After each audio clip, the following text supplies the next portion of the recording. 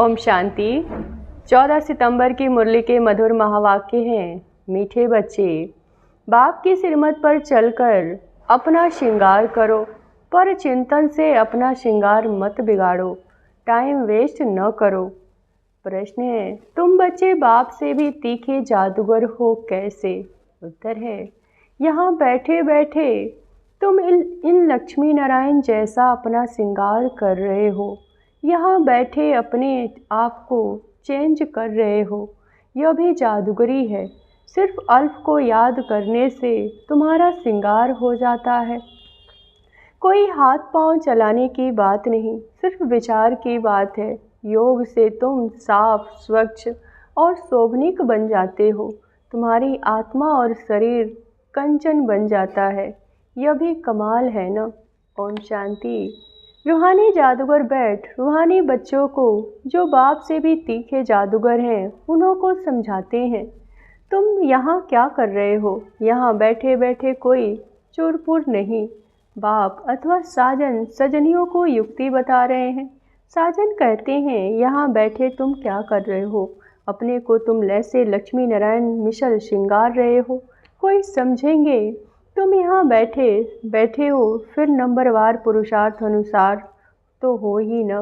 बाप कहते हैं, ऐसे श्रृंगार हुए बनना है। तुम्हारी एम ऑब्जेक्ट यह है। भविष्य अमरपुरी के लिए यहाँ बैठे हुए तुम तय कर रहे हो। पैराडाइज के लिए श्रृंगार के लिए पुरुषार्थ कर रहे हो। इसको क्या कहेंगे? यहाँ बैठे तुम अपने को चेंज कर रहे हो। उठते बैठते चलते बाप ने एक मन मना भाव की चाबी दे दी है। बस एक के सिवाय इसको और कोई फालतू बातें सुनाकर टाइम वेस्ट मत करो। तुम अपने ही श्रृंगार में लगे रहो। दूसरा करता है व नहीं, इसमें तुम्हारा क्या जाता है। तुम अपने पुरुषार्थ में रहो। कितनी समझ की बातें हैं। कोई नया सुनेगा तो ज़रूर वंडर खाएगा। तुम्हारे में कोई तो अपना श्रृंगार कर रहे हैं, कोई तो और ही बिगड़ रहे हैं, पर चिंतन आदि में टाइम वेस्ट करते रहते हैं। आप बच्चों को समझाते हैं, तुम सिर्फ अपने को देखो कि हम क्या कर रहे हैं। बहुत छोटी युक्ति बताई, बस एक ही अक्षर है, मन मना भव। तुम यहाँ बैठे हो, परंतु बुद्धि में है कि सारी सृष्टि चक्र कैसे फिरता है। अभी फिर से हम विश्व का श्रृंगार कर रहे हैं। तुम कितने पदमा पदम भाग्यशाली हो। यहाँ बैठे बैठे तुम कितना कार्य करते हो। कोई हाथ पांव तो चलाने की बात ही नहीं, सिर्फ विचार की बात है। तुम कहेंगे हम यहाँ बैठे ऊंच से ऊंच विश्व का श्रृंगार कर रहे हैं। मन मना भाव का मंत्र कितना ऊंच है। इस योग से ही तुम्हारे पाप भस्म होते जाएंगे। तुम साफ बनते बनते फिर कितने शोभनीक बन जाते जाएंगे। अभी आत्मा पतित है तो शरीर की हालत देखो क्या हो गई है।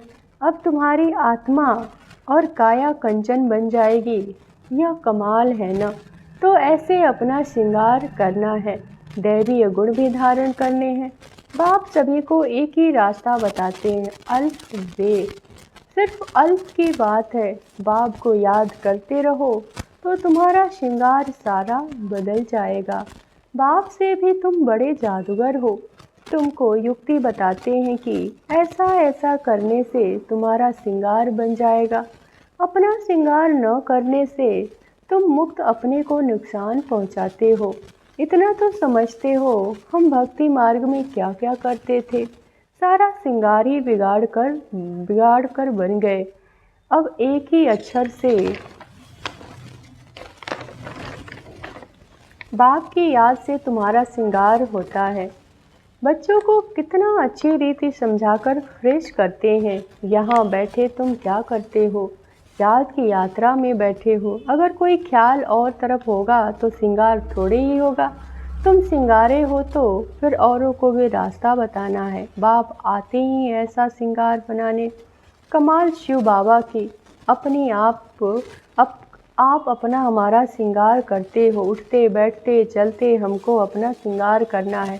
कोई तो अपना श्रृंगार कर फिर दूसरों का भी करते हैं। कोई तो अपना भी श्रृंगार नहीं करते, दूसरों का भी श्रृंगार बिगाड़ते रहते हैं। फालतू बातें सुनाकर उनकी अवस्था को नीचे गिरा देते हैं। खुद भी श्रृंगार से रह जाते हैं। तो दूसरे को भी राह देते हैं। तो अच्छी रीति सोच विचार करो, बाबा कैसे कैसे युक्तियाँ बताते हैं। भक्ति मार्ग के शास्त्र पढ़ने से युक्ति नहीं आती, शास्त्र तो है भक्ति मार्ग के। तुमको कहते हैं तुम शास्त्र क्यों नहीं मानते हो? बोलो हम तो सब मानते हैं, आधा कल्प भक्ति की शास्त्र पढ़ते हैं तो कौन नहीं मानेंगे। रात और दिन होते हैं ना, तो ज़रूर दोनों को मानेंगे। यह बेहद का दिन और रात है। बाप कहते हैं मीठे बच्चे तुम अपना श्रृंगार करो, टाइम वेस्ट मत करो। टाइम बहुत थोड़ा है, तुम्हारी बड़ी विशाल बुद्धि चाहिए, आपस में बहुत प्रेम होना चाहिए। टाइम वेस्ट नहीं करना चाहिए, क्योंकि तुम्हारा टाइम तो बहुत वैल्यूबल है। कौड़ी से हीरे जैसा तुम बनते हो, मुफ्त में इतना थोड़े ही सुन रहे हो। कोई कथा है क्या? बाप अक्षर ही सुनाते हैं। बड़े बड़े आदमियों को जास्ती बात थोड़ी ही करनी चाहिए। बाप तो सेकंड में जीवन मुक्ति का रास्ता बताते हैं। यह है ही उच्च श्रृंगार करने वाले, तब तो उन्हों के चित्र हैं जिनको पूजते रहते हैं। जितना बड़ा आदमी होगा उतना बड़ा मंदिर बनाएंगे, बड़ा श्रृंगार करेंगे। आगे तो देवताओं के चित्र पर हीरो का हार पहनाते थे।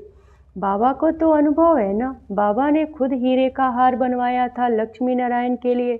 वास्तव में उन्होंने जैसी यहाँ परवाइश कोई बना न सके। अभी तुम बना रहे हो नंबरवार पुरुषार्थ अनुसार।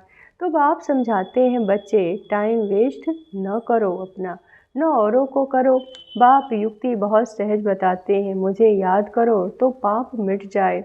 याद बिगर इतना श्रृंगार हो न सके। तुम यह बनाने वाले हो, दैवीय स्वभाव धारण करने हैं, इसमें कहने की दरकार नहीं। परंतु पत्थर बुद्धि होने के कारण सब समझाना पड़ता है। 1 सेकंड की बात है। बाप कहते हैं मीठे मीठे बच्चों, तुम अपने बाप को भूलने से कितना श्रृंगार बिगाड़ दिया। बाप तो कहते हैं चलते फिरते श्रृंगार करते रहो, परंतु माया भी कम नहीं है। कोई लिखते हैं बाबा आपकी माया बहुत तंग करती है। अरे हमारी माया कहाँ है? यह तो खेल है ना। मैं तो तुम्हें को माया से छुड़ाने आया हूँ। मेरी माया फिर काहे की? इस समय पूरा ही इनका राज है। जैसे इस रात और दिन में फ़र्क नहीं हो सकता, या फिर बेहद की रात और दिन है, इसमें 1 सेकंड का भी फ़र्क नहीं हो सकता। अभी तुम बच्चे नंबरवार पुरुषार्थ अनुसार ऐसा श्रृंगार कर रहे हो। बाप कहते हैं चक्रवर्ती राजा बनना है तो चक्र को फिराते रहो, बस गृहस्थ व्यवहार में रहो। इसमें सारा बुद्धि से काम लेना है। आत्मा में ही मन बुद्धि है। यहाँ तुमको बाहर का गोरख धंधा कुछ भी नहीं। यहाँ आते ही हो तुम अपना श्रृंगार रिफ्रेश होने। बाप पढ़ाते हैं सबको एक जैसा ही। यहाँ बाबा पास आते हैं नई नई पॉइंट सम्मुख सुनाने, फिर घर में जाते हैं तो जो कुछ सुना है वो बाहर निकल जाता है। यहाँ से बाहर निकलने से झोली छांट लेते हैं, तो सुना उस पर मनन चिंतन नहीं करते। तुम्हारे लिए तो यहाँ एकांत की जगह बहुत अच्छी है। बाहर में तो खटमल फिरते रहते हैं, 1-2 को खून करते हैं, पीते रहते हैं। तो बाप बच्चों को समझाते हैं यह तुम्हारा टाइम मोस्ट वैल्यूबल है, इनको तुम वेस्ट मत करो। अपने को श्रृंगार करने की युक्तियाँ मिली है। मैं सबका उद्धार करने आता हूँ। मैं आया हूँ तुमको विश्व की बादशाही देने। तो अब मुझे याद करो, टाइम वेस्ट मत करो। काम काज करते भी बाप को याद करते रहो। इतनी ढेर सब आत्माएं आशिक हैं एक परमपिता परमात्मा की मासूक की। वह सब जिस्मानी कथाएं आदि तो तुम सब सुनते हो। अब बाप कहते हैं सब भूल जाओ। भक्ति मार्ग में तुमने मुझे याद किया और वायदा भी किया, हम आपके ही बनेंगे। ढेर के ढेर आशिकों का एक मासूक है। भक्ति मार्ग में कहते हैं ब्रह्म में लीन होंगे। यह सब फालतू बातें हैं। एक भी मनुष्य मुझ को नहीं पा सकते। यह तो अनादि ड्रामा है। इतने सब एक्टर्स हैं, इसमें ज़रा भी फर्क नहीं हो सकता। बाप कहते हैं सिर्फ एक अल्फ को याद करो तो तुम्हारा यह श्रृंगार हो जाएगा। अभी तुम यह बन रहे हो, स्मृति में आता है अनेक बार हमने यह श्रृंगार किया है। कल्प कल्प बाबा आएंगे, हम आपसे ही सुनेंगे। कितनी गोई पॉइंट है। बाबा ने युक्ति बहुत अच्छी बताई है। वारी जाऊं ऐसे बाप पर आशिक मासूक भी सब एक जैसे नहीं होते। यहाँ तो सब आत्माओं का एक ही मासूक है, जिस्मानी कोई बात ही नहीं। परंतु तुम्हें संगम पर ही बाप से यह युक्ति मिलती है।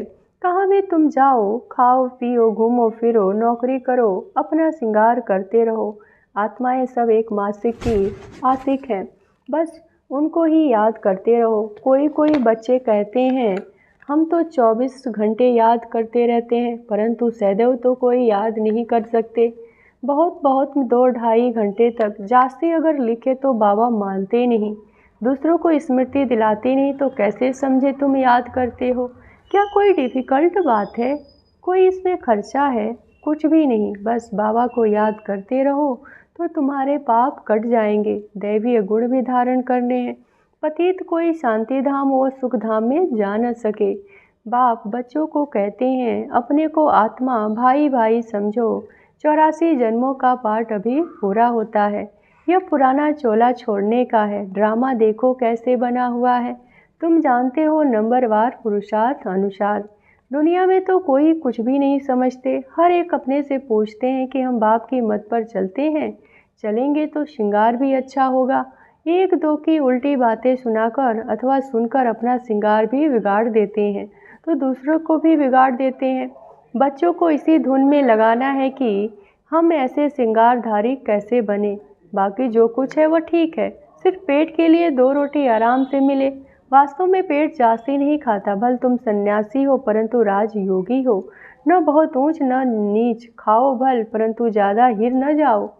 आदत न पड़ जाए। यही 1-2 को याद दिलाओ। शिव बाबा याद है, वर्षा याद है, विश्व की बादशाही का श्रृंगार याद है। विचार करो यहाँ बैठे बैठे तुम्हारी क्या कमाई है। इस कमाई से अपार सुख मिलना है। सिर्फ याद की यात्रा से और कोई तकलीफ नहीं है। भक्ति मार्ग में मनुष्य कितने धक्के खाते हैं। अभी बाप आए हैं श्रृंगारने तो अपना अच्छी रीति ख्याल करो। भूलो मत, माया भुला देती है फिर टाइम वेस्ट करते हैं। तुम्हारा तो यह बहुत वैल्यूबल टाइम है। पढ़ाई की मेहनत से मनुष्य क्या से क्या बन जाते हैं। बाबा तुमको और कोई तकलीफ नहीं देते, सिर्फ कहते हैं मुझे याद करो।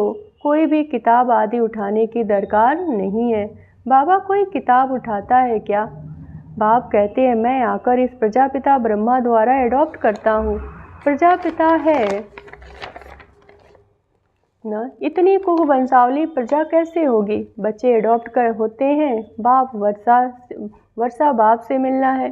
बाप ब्रह्मा द्वारा एडॉप्ट करते हैं, इसीलिए उनको माता पिता कहा जाता है। यह भी तुम जानते हो। बाप का आना बड़ा एक्यूरेट है। एक्यूरेट टाइम पर आते हैं, एक्यूरेट टाइम पर जाएंगे। दुनिया की बदली तो होनी ही है। अभी बाप तुम बच्चों को कितनी अक्ल देते हैं। बाप की मत पर चलना है। स्टूडेंट जो पढ़ते हैं वही बुद्धि में चलाना है। तुम भी यह संस्कार ले जाते हो। जैसे बाप में संस्कार, वैसे तुम्हारी आत्मा में भी यह संस्कार भरते हैं। फिर जब यहाँ आएंगे तो वही पाठ रिपीट होगा। नंबरवार पुरुषार्थ अनुसार आएंगे। अपने दिल से पूछो कितना पुरुषार्थ किया है। अपने को श्रृंगारने का टाइम कहाँ वेस्ट तो नहीं किया। बाप सावधान करते हैं, बाह्यात बातों में कहाँ भी टाइम न गवाओ। बाप की श्रीमत याद रखो, मनुष्य मत पर न चलो। तुमको यह पता थोड़े ही था कि हम पुरानी दुनिया में हैं। बाप ने बताया है कि तुम क्या थे। इस पुरानी दुनिया में कितने अपार दुख है। यह भी ड्रामा अनुसार पाठ मिला हुआ है। ड्रामा अनुसार अनेकानेक विघ्न पड़ते हैं। बाप समझाते हैं बच्चे यह ज्ञान और भक्ति का खेल है। Wonderful drama. इतनी छोटी आत्मा में सारा पाठ अविनाशी भरा हुआ है जो बजाती ही रहती है। अच्छा, मीठे मीठे सिकलधे बच्चों प्रति माता पिता बाप दादा का याद प्यार और गुड मॉर्निंग। रूहानी बाप की रूहानी बच्चों को नमस्ते। हम धारणा के लिए मुख्य सार, पहली पॉइंट, दूसरी बातों पर छोड़ इसी धुन में रहना है कि हम लक्ष्मी नारायण जैसा श्रृंगारधारी कैसे बने।